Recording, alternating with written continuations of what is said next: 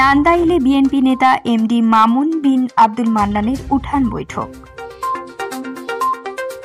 শুনলেন সংবাদ শিরোনাম। এখন শহীদুল ইসলাম পিয়ারুল ময়মনসিংহ জেলা প্রতিনিধির রিপোর্ট।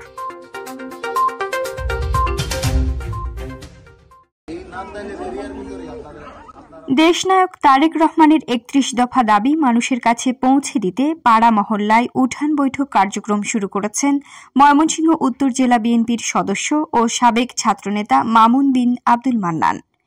এই উপলক্ষে ময়মনসিংহের নান্দাইলে মামুন বিন আব্দুল মান্নানের নিজ উদ্যোগে বৃহস্পতিবার ২৩ জানুয়ারি উপজেলার নান্দাইল ইউনিয়নের ভাটি সাভার গ্রামে মহিলাদের সাথে উঠান বৈঠক করেছেন। উক্ত উঠান বৈঠকে বিএনপি নেতা মামুন বিন আব্দুল মান্নান বলেন, বাংলাদেশের প্রকৃত স্বাধীনতা ভোগ করতে হলে দেশনায়ক তারেক রহমানের ঘোষিত ৩১ দফা দাবি বাস্তবায়নের কোনো বিকল্প নেই। তাই বাংলাদেশ জাতীয়তাবাদী দল বিএনপির পাশে থেকে ধানের শীষ প্রতীকে বিজয়ের মাধ্যমে বিএনপিকে ক্ষমতায় আনতে হবে।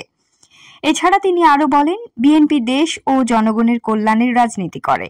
বিএনপি ক্ষমতায় আসলেই দেশ ও জনগণের উন্নয়ন হয়। এ সময় উপস্থিত সুধীজনের দেশনায়ক তারেক রহমানের ৩১ দফা রূপরেখার উল্লেখযোগ্য বিভিন্ন দিকগুলো তুলে ধরে বলেন, তিনি বিএনপির দলীয় মনোনয়ন পেলে নান্দাইলের বেকার যুব নরনারীদের জন্য কর্মসংস্থান, আধুনিক হাসপাতাল, রাস্তাঘাট দীর্ঘ টেকসই শক্তিশালীকরণ, বিশ্বের সাথে তাল মিলিয়ে শিক্ষার মান উন্নয়ন ও গ্রামকে আধুনিক শহরে রূপান্তরিত করবেন।